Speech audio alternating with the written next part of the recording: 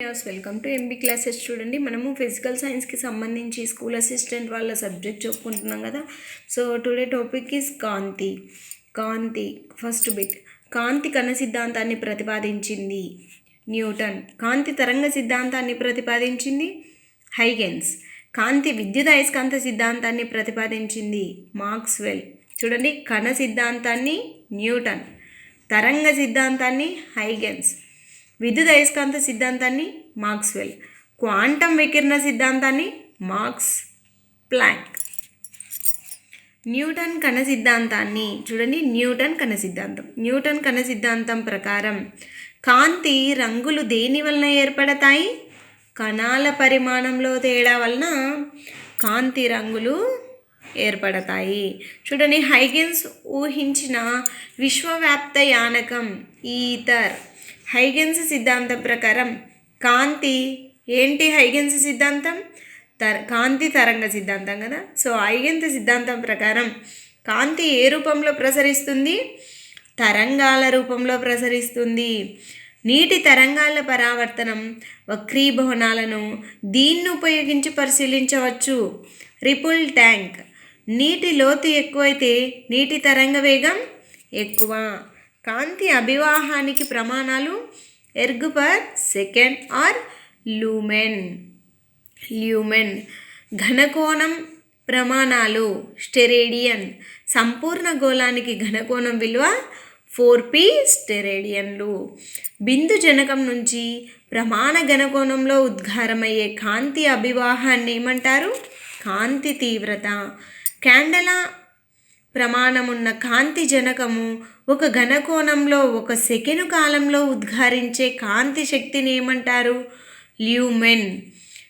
లేజర్కు సంబంధించిన శాస్త్రీయ జ్ఞానాన్ని ప్రతిపాదించిన వారు Charles H towns. And next bit చూడండి, నాణ్యమైన లేజర్ పట్టిక వెడల్పు -10 to 8 యాంగ్స్ట్రామ్. ఉత్తేజిత స్థాయిలో ఎలక్ట్రాన్ల జీవిత కాలం ఎన్ని సెకండ్లు? 10 నుంచి 8 సెకండ్లు. జనాభా విలోమాన్ని సాధించే ప్రక్రియనేమంటారు? పంపింగ్. ఇది most important bit. So ruby laser తరంగ ధైర్యం 6943 యాంగ్స్ట్రామ్స్. వాయుస్థితి లేజర్కి ఉదాహరణ హీలియం నియాన్ లేజర్లో క్రియాశీల వ్యవస్థ నియాన్. హీలియం నియాన్ లేజర్ తరంగ దైర్ఘ్యం 6328 యాంగ్స్ట్రామ్స్. లేజర్లను ఏ ప్రత్యేక త్రిమితీయ ఫోటోగ్రఫీలో ఉపయోగిస్తారు? హాలోగ్రఫీ.